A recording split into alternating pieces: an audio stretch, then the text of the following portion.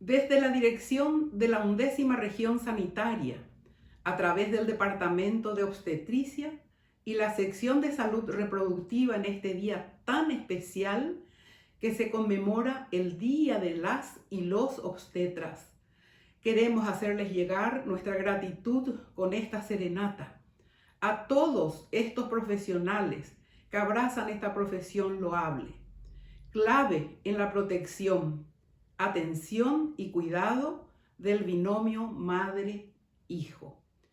Muchas felicidades a los obstetras de la región central, quienes día a día cumplen incansablemente con devoción y cariño su rol.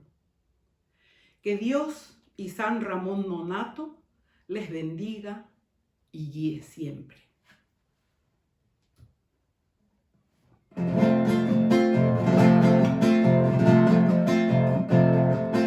Luce paraguaya tu donaire, regalando la frescura de tu risa.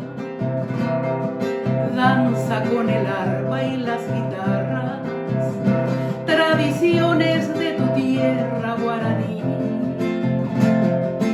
Deja que el perfume de azares se confunda con tu blanco ñandutí. Deja que te quiera así un poquito y te ofrezca mis amores con un beso muy sutil. Juntos forjaremos nuestra dicha y a la vera de un arroyo me darás tu cunú.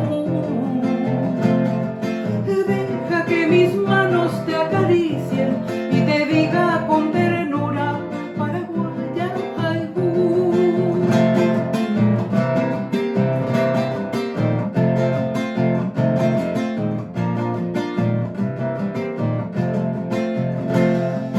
Deja que el perfume de azahar